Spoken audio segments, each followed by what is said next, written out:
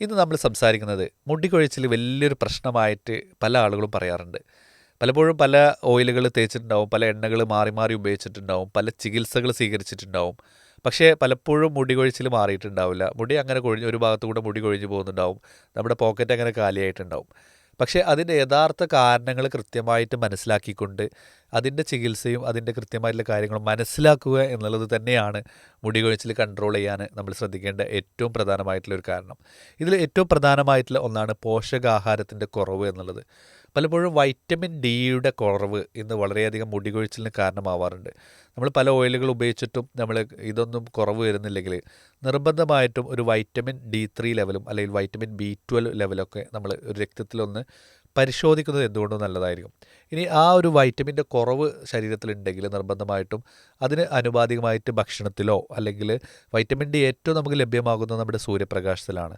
രാവിലെ ഒരു 10 മണിയുടെയും 3 മണിയുടെയും ഇടയിൽ നന്നായിട്ട് സൂര്യപ്രകാശം കിട്ടുന്ന സമയത്ത് നമുക്ക് നന്നായിട്ട് എക്സ്പോസ് ചെയ്തിട്ട് സൂര്യപ്രകാശം കൊള്ളാൻ പറ്റുകയാണെങ്കിൽ തന്നെ ഒരു പരിധിവരെ വൈറ്റമിൻ ഡി നമുക്ക് അബ്സോർപ്ഷൻ കിട്ടും.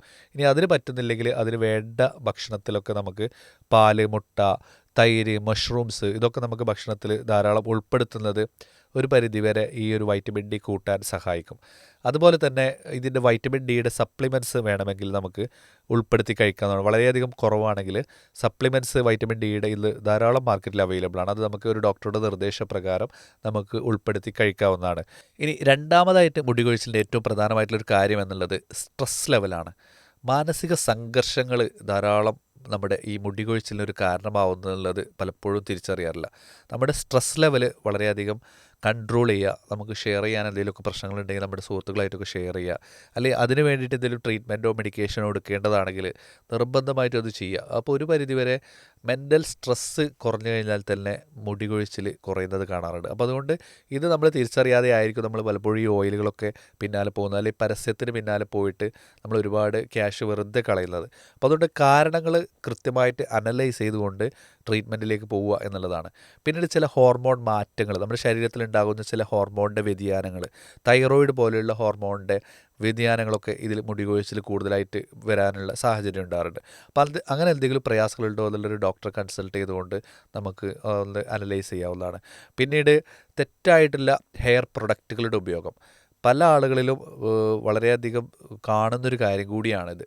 പല ഹെയർ പ്രൊഡക്റ്റുകളും ഹെയർ സിറമാണെങ്കിലും ഹെയർ ഓയിലുകളാണെങ്കിലും അല്ലെങ്കിൽ ഹെയർ ഡാൻഡ്രഫിന് വേണ്ടിയിട്ടെന്ന് പറഞ്ഞിട്ടുണ്ടാകുന്ന അമിതകാരമുള്ള നമ്മുടെ ഷാമ്പുകളൊക്കെ ഉപയോഗം, അമിതമായിട്ട് ഇത്തരം പ്രൊഡക്റ്റുകളുടെയൊക്കെ ഉപയോഗങ്ങൾ പലപ്പോഴും നെഗറ്റീവായിട്ടാണ് പേഷ്യൻസിനെ ബാധിക്കാറുണ്ട്. പലപ്പോഴും മുടി വരാൻ വേണ്ടിയിട്ട് ഉപയോഗിക്കുന്ന പല ക്രീമുകളും അല്ലെങ്കിൽ പല ഓയിലുകളും മുടി കൊഴിച്ചിലുണ്ടാക്കുന്നതായിട്ട് പല പേഷ്യൻസും പറയാറുണ്ട്. അപ്പം അതുകൊണ്ട് തെറ്റായിട്ടുള്ള ഇത്തരം ശീലങ്ങൾ ഒഴിവാക്കുക. അത് കൃത്യമായിട്ടൊരു ഡോക്ടറുടെ നിർദ്ദേശപ്രകാരം മാത്രം അത് ഉപയോഗിക്കുക എന്നുള്ളതും ഏറ്റവും പ്രധാനമാണ്.